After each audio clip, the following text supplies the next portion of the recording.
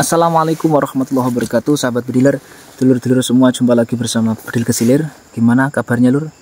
Semoga hari ini selalu diberi kesehatan, dohir batin, dan selalu dilancarkan rezekinya lur ya. Amin amin ya rabbal alamin.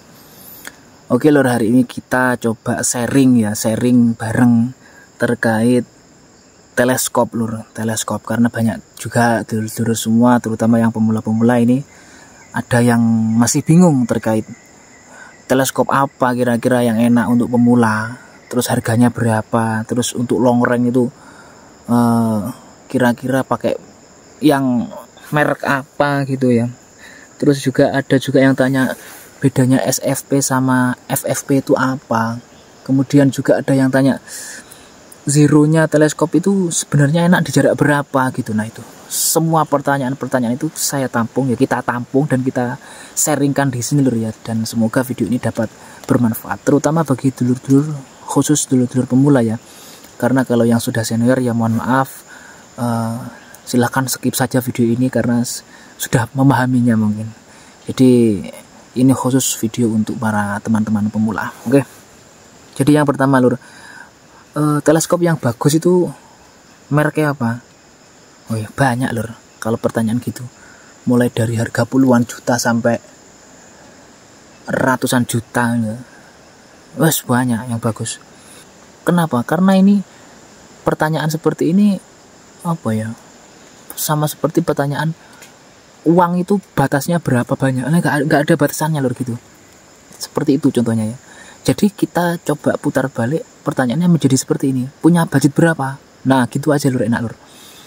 Karena teleskop itu ya terutama bagi dulur-dulur pemula ya, teleskop itu meskipun mas yo enek apa, yang paling murah juga ada lur, 1 seket loh oleh lur teleskop, boleh bisa beli 150.000 itu bisa beli teleskop, harganya seperti itu. Dan 300 juga ada, 400 juga ada, 500 sampai puluhan juta bahkan ratusan juta itu ada teleskop gitu loh. Itu tergantung kebutuhan kita lur ya, dan tergantung budget yang kita miliki gitu. Jadi kalau tanya teleskop yang bagus merek apa itu, waduh pertanyaannya itu sulit lur. Pokok samakan aja dengan budget yang kita miliki, jawabannya itu lur ya. Tapi khusus untuk para teman-teman pemula, kalau misalkan megang PCP atau uklik ya, megang uklik itu saya sarankan, uklik kan mainnya jarak paling jauh 60 lah atau 70 meter itu ya. Itu saya sarankan kalau pemula ini enak ya pakai yang perbesaran 39 kali 40 itu enak lur. Enak wis. Mereknya apa ya? Mereknya terserah dulu sendiri. Nanti bisa cari sendiri referensinya di YouTube. Merek yang paling enak apa? Saya tidak bisa merekomendasikan lur ya, karena setiap orang berbeda-beda ya. Kemudian lur, itu untuk pertanyaan pertama ya. Kemudian untuk pertanyaan kedua lur, bedanya SFP sama FFP itu apa ya? Jadi bedanya itu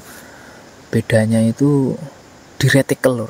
Kalau SFP itu retikel saat zoomnya teleskop diperbesar itu ya, itu retikelnya tetap sama, tidak ada perubahan di retikelnya gitu. Tapi kalau FFP itu saat retikel atau zoom teleskopnya itu diperbesar lur ya, itu ada perubahannya. Apa perubahannya? Retikelnya juga ikut membesar lur gitu. Ini contohnya ya, saya videokan contohnya seperti ini lur. Nah ini contohnya, coba silakan disimak. Nah ini contoh untuk teleskop yang FFP lur ya, FFP. Ini contohnya teleskop FFP seperti ini. Jadi coba kita lihat ketika kita zoom. Nah ini kita zoom, retikelnya ikut membesar lur. Coba lihat, retikelnya ikut membesar. Ini zoom 8 nih, kita zoom lagi. Nah ini zoom 16. Jadi kalau FFP itu teleskopnya ketika di zoom, selain perbesaran gambarnya atau objeknya yang kita lihat, tapi retikelnya juga ikut membesar. Ini kalau digunakan untuk berburu, memudahkan kita saat ada jarak dekat atau jauh, karena perkenaannya tetap sama lur. Misalkan zoom 16 kemudian settingnya jarak 30, terus ketemu jarak buruan yang agak jauh, itu juga perkenaannya tetap sama, di palangnya itu tetap sama. Misalkan perkenaannya di bawah palang itu tetap sama juga, saat dikecilkan retikelnya atau diperbesar retikelnya juga sama perkenaannya. Seperti itu enaknya lur kalau pakai teleskop FFP ya. Nah kalau yang SFP contohnya seperti ini lur. Nah ini contohnya, ini contohnya teleskop SFP, ini merek Schwender 416 x 44 SFP. Ini kalau tadi yang FFP itu mereknya Vector Torek lur. Nah ini contohnya lur ya, ini yang SFP ini. Coba kita lihat retikelnya saat kita berbesar tetap sama retikelnya, tidak ada perubahan. Nah ini contohnya tidak ada perubahan ya, cuma objeknya saja yang berubah menjadi besar. Kalau retikelnya tetap sama. Ini saya juga suka ini. Sukanya kenapa? Karena enak buat main long range, enak lur. Nah tapi kalau perkenaannya ini, kalau kita ubah misalkan zoom 16 kita gunakan untuk zeroing, kemudian kita ubah menjadi zoom 6, ini perkenaannya akan berubah lur. Jadi nggak sama seperti FFP, itu susahnya lur. Nah, coba kita lihat ya, ini seperti ini retikelnya lur. Nah seperti ini. Jadi itu lur ya contohnya, kedua-duanya seperti itu. Nah kemudian lur, pertanyaan yang terakhir ini, kira-kira jarak zeroing itu enaknya berapa meter ya? Jarak zeroing teleskop itu kira-kira enaknya berapa meter? Ini sangat penting lur ya, karena ada teman-teman juga yang masih belum paham kira-kira jarak zeroing teleskop itu berapa meter. Ini masih sangat penting lur, apalagi bagi teman-teman yang belum punya rangefinder, ini sangat susah ini.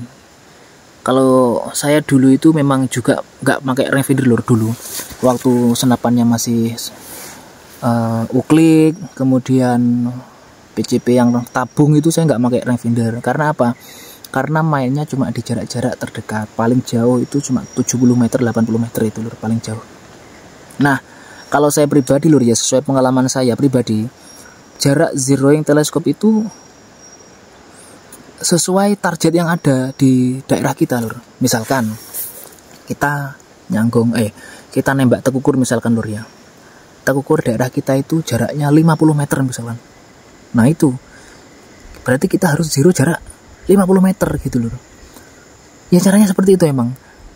Kalau misalkan 50 meter nggak ada, ya coba kita cari jarak 30 meter atau 20 meter lah misalkan.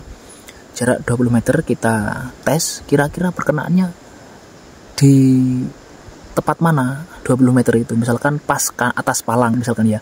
Terus nanti jarak 30 meter setengah palang atas gitu, jarak 50 meter ternyata pas zero. Nah caranya seperti itu. Jadi sesuaikan dengan target yang ada di daerah kita lur ya. Misalkan kita sering nge-shootnya jarak 30 meter, ya kita zero jarak 30 meter gitu. Misalkan shoot kita di daerah kita ini targetnya jaraknya 50 meter, ya berarti 50 meter itu lur zeronya gitu.